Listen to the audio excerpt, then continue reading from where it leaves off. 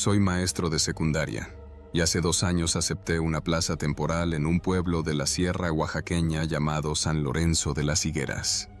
Nunca había oído hablar de ese lugar. Lo busqué en internet antes de irme y lo único que encontré fue una mención perdida en un documento del INEGI, sin fotos, sin reseñas, sin nada. Me llamó la atención que en Google Maps apenas aparecía una brecha de terracería que terminaba en una mancha verde. No me pareció raro en su momento. A fin de cuentas, hay cientos de comunidades en Oaxaca que están semi-desconectadas del mundo digital. Además, la paga era buena, con un bono extra por tratarse de una zona de difícil acceso. Era una asignación de 6 meses, y como no tenía compromisos en la ciudad, acepté. Me fui con una mochila grande, mi laptop y un par de libros. Llegar fue un viaje pesado. Primero un nado a Oaxaca capital, luego una camioneta hasta Ejutla, y de ahí un aventón en un camión de carga que llevaba sacos de maíz y costales de carbón. Después de 3 horas en una brecha polvorienta y apenas marcada, entre cerros, llegamos al pueblo. El chofer, un señor llamado Efraín, me dejó frente a la cancha de básquetbol. No dijo mucho, solo que venía seguido por la zona. Me ofreció un cigarro antes de irse y lo acepté, aunque no fumo. Algo me dijo que era mejor quedar bien. San Lorenzo de las Higueras era pequeño. Unas 40 casas dispersas, techos de lámina o teja, calles de tierra apisonada. En el centro había una iglesia antigua con muros de adobe y campana agrietada. Lo que más me llamó la atención fue el silencio. Ni música, ni ladridos, ni risas de niños. Era como si todos estuvieran esperando algo, como si me hubieran visto llegar desde lejos y se hubieran escondido. Me recibió la señora Rosario, la directora de la escuela. Era bajita, seria, con trenzas grises y voz firme. Me llevó al cuarto que me tenían preparado, anexo a la escuela, una habitación con una cama, un buró y una estufa eléctrica. No era mucho, pero tenía lo esencial. Aquí durmió la maestra Irma, la que vino antes que tú, me dijo, sin mirarme directamente. ¿Y ella ya se fue? Rosario bajó la mirada y solo dijo, sí, se fue. Al principio todo parecía tranquilo. Mis alumnos eran respetuosos, aunque algo retraídos. No hacían muchas preguntas, no hablaban entre ellos, y jamás mencionaban nada de su vida fuera de clases. Traté de ser amable, de hablarles de cosas de la ciudad, de motivarlos. Pero siempre sentía una barrera invisible entre nosotros, como si yo fuera un fantasma al que no quisieran tocar. Pasaron los días y fui aprendiendo las rutinas del pueblo. Las tortillas las vendía doña Tere en su casa, el pan llegaba los miércoles en una camioneta que subía desde Cimatlán, y había un solo teléfono satelital en la tienda de don Mauro, que solo funcionaba si no había nubes. Un detalle me empezó a incomodar. Nadie hablaba de los que vinieron antes que yo. Pregunté por Irma, por otros maestros anteriores, por el doctor de la clínica que se suponía debía estar ahí. Siempre me respondían con evasivas. Una tarde, hablando con Lupita, una alumna de 3er año, le pregunté si recordaba a Irma. La maestra que estuvo antes que yo, ¿cómo era? La niña me miró con los ojos bien abiertos. Luego bajó la voz. No debemos hablar de ellos, profe. Así nos dijeron. ¿Quién te dijo? No respondió. Se levantó y se fue sin recoger su mochila. Comencé a notar otras cosas raras. En la escuela había cuadernos con nombres que no aparecían en la lista actual. Mochilas olvidadas. Ropa colgada en los ganchos del baño. Pero cuando preguntaba por esos alumnos, Rosario me decía que eran de otros ciclos. Aún así, todo parecía reciente. Una noche, mientras revisaba cuadernos en mi cuarto, escuché que alguien tocaba la puerta. Era don Mauro. Tenía una linterna apagada en la mano y el rostro tenso. Profe, no salga en la noche. Si oye algo, no haga caso. ¿Qué cosas? Cosas. Solo no salga. Y si alguien lo llama por su nombre, no conteste. Me dejó con esa advertencia y se fue. Yo me quedé sin saber si lo había soñado. Esa noche dormí mal. A la cuarta semana, empecé a tener problemas para dormir. Soñaba con gente que me hablaba desde la cancha vacía, desde el campanario, desde las veredas. Soñaba que tocaban mi puerta y cuando abría no había nadie. Soñaba con Irma, aunque nunca la conocí. Un día fui al archivo de la escuela.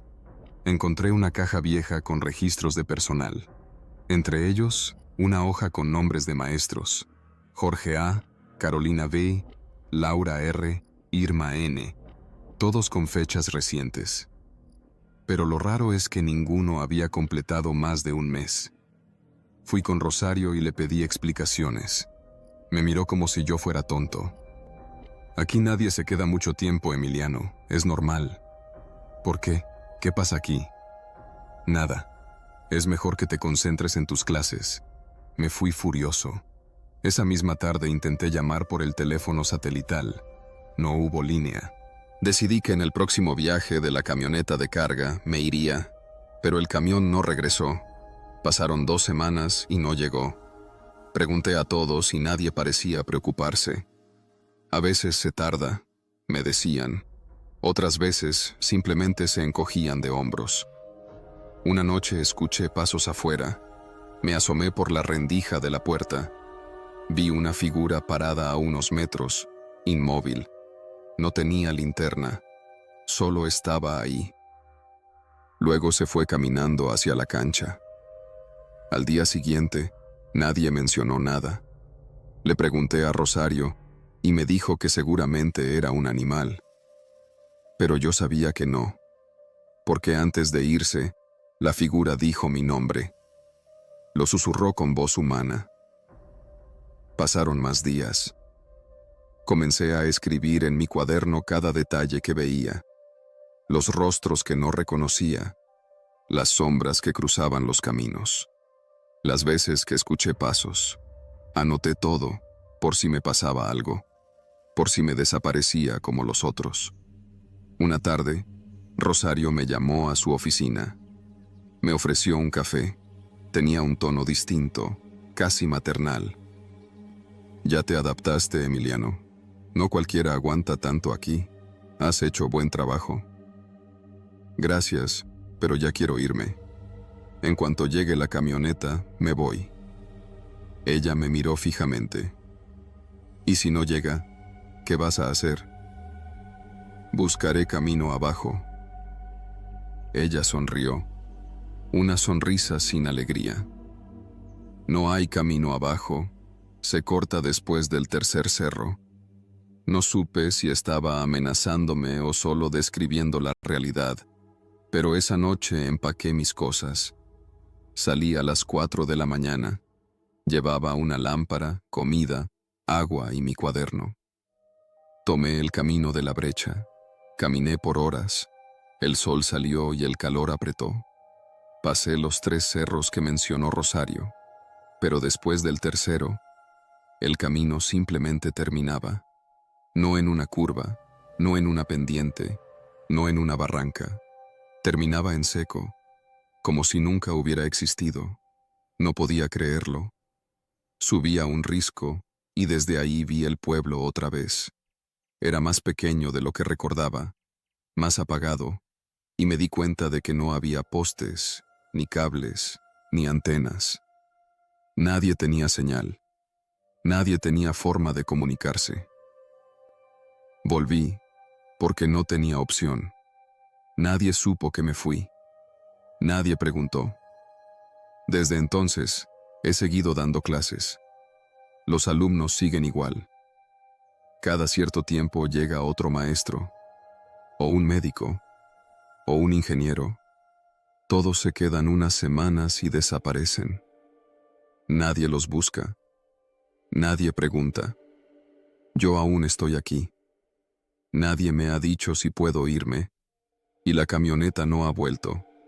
Por eso lo escribo ahora, en este cuaderno, por si alguien lo encuentra. Por si alguien quiere saber qué pasó con Emiliano Ortega, o con Irma, o con Jorge, o con Carolina, o con los que vinieron antes. Después de aquel intento por salir, supe que no tenía sentido seguir probando. El camino que tomé aquella madrugada era el único que conocía y no me llevó a ninguna parte. Literalmente. Desde entonces, algo cambió en mí. Ya no era solo la sospecha, ahora era certeza. San Lorenzo de las Higueras no era un pueblo común, y los que llegaban de fuera no se iban. Pasó una semana desde que regresé y nadie me dijo nada. Ni Rosario, ni don Mauro, ni los alumnos. Ni siquiera actuaron raro. Era como si no hubieran notado mi ausencia de casi 2 días, o peor aún, como si supieran que iba a volver de todas formas. Yo trataba de mantener la cordura con rutinas, daba clases, corregía tareas, cocinaba en mi hornilla eléctrica, escribía en mi cuaderno cada noche. Pero había una constante: el silencio. Ese silencio espeso, absoluto, que parecía contener una vigilancia sorda. Hasta los perros del pueblo ladraban poco. A veces me sentaba fuera del salón al terminar las clases, solo para ver si escuchaba algún indicio de vida más allá.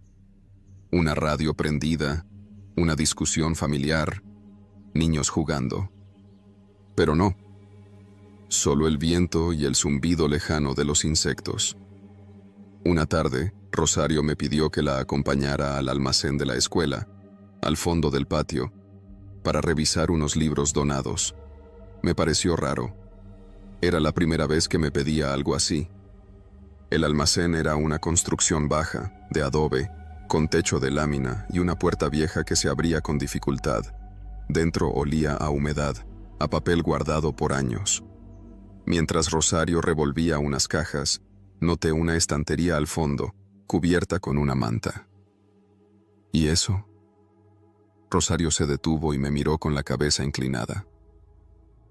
No es para ti, Emiliano. ¿Por qué no? Porque si quieres seguir aquí, mejor no preguntes tanto. Me incomodó su respuesta, pero me contuve. Cuando salimos, me fijé que la puerta tenía un cerrojo por fuera. ¿Quién guarda libros bajo llave? Esa noche me despertó un golpe seco, como si algo hubiera caído cerca de mi cuarto. Me puse la chamarra, tomé mi linterna y salí. Era casi medianoche. Todo estaba oscuro, salvo por una tenue luz en la cancha. Alguien había encendido una fogata. Me acerqué sin hacer ruido. Había 5 personas sentadas alrededor del fuego. 3 hombres, 2 mujeres. No hablaban, solo miraban las llamas. Lo más extraño, no eran del pueblo. Su ropa, su porte, todo indicaba que eran de fuera, profesionales. Uno tenía una chamarra con el logo de una universidad de Veracruz. Otro traía una mochila de una ONG médica. Me escondí tras un árbol. Escuché algo, apenas un murmullo. No hay salida, ya lo intentamos. Tenemos que probar por la quebrada. ¿Y si ellos ya saben? Di un paso sin querer y una rama crujió. Todos giraron al mismo tiempo, uno se puso de pie. ¿Quién anda ahí? Corrí de regreso a mi cuarto. Esa noche no dormí. No supe si eran reales, si me habían visto, pero no volví a verlos. 2 días después, Rosario me anunció que llegaría una nueva maestra, de primaria. Se llamaba Alicia. Vino en burro, acompañada por el mismo Efraín que me trajo a mí. La saludé de inmediato. Estaba confundida, igual que yo al principio. ¿Y aquí no hay señal?, me preguntó. No. Y no intentes salir caminando, ya lo hice. ¿Cómo que no se puede? Simplemente no hay salida. Me miró como si estuviera loco. Yo también lo habría hecho. Pasaron los días. Alicia fue adaptándose, pero me evitaba, como si mi actitud le incomodara. Supongo que no quería contaminarse de mi paranoia. Una tarde la vi hablando con Rosario. Desde lejos parecía una conversación tensa. Al rato Alicia pasó junto a mí sin saludar. En su cara había algo más que enojo. Había miedo. El martes siguiente, Alicia no llegó a la escuela. Pregunté. Nadie supo. Fui a buscarla al cuarto que le asignaron en la antigua clínica. Estaba vacío, la cama tendida. Su mochila no estaba. Le pregunté a Rosario. ¿Se fue? ¿Cómo? ¿En qué se fue? Dijo que no le gustaba el clima. Caminó hacia la brecha. ¿Y la dejaste ir sola? Rosario cerró el libro que leía con calma. Aquí cada quien es responsable de sus decisiones. No me lo creí. Esa noche fui al almacén. Forcé la cerradura con una varilla que encontré tirada cerca del taller. Una vez dentro, con la linterna alumbré el fondo. Quité la manta de la estantería. No había libros. Había pertenencias, mochilas, libretas, ropa, un gafete con el nombre de Jorge A., un cuaderno de notas con el nombre de Irma y, en la última repisa, una mochila roja con el nombre de Alicia. No podía respirar. Sentí algo en el pecho, un golpe seco. Ella no se había ido, la habían sacado del juego. Salí del almacén y corrí al cuarto. Escribí todo en mi cuaderno, hasta los detalles más mínimos, como si al escribirlos pudiera protegerlos del olvido. Desde entonces, ya no duermo bien. Me levanto en medio de la noche, escucho pasos, voces que no distingo. A veces creo ver gente en el patio de la escuela, gente que no está, gente que parece recordar lo que yo empiezo a olvidar, porque eso también está pasando. Empiezo a olvidar cosas, fechas, nombres. A veces me cuesta recordar por qué vine aquí. A veces me miro al espejo y tardo en reconocerme. Hay algo en este lugar. No es brujería. No es fantasía. Es un sistema. Algo más grande. Algo armado. Los que llegan aquí desaparecen porque nadie los busca. Porque nadie sabe que existió San Lorenzo de las Higueras. Porque no está en ningún lado, más que en papeles viejos. Porque, me temo, ni siquiera debería existir. Estoy escribiendo esto como testimonio, en caso de que logre hacer que estas hojas salgan de aquí. Tal vez pueda pasárselas a Efraín, si vuelve. O dejarlas escondidas en la camioneta de pan que sube los miércoles. Lo que sea.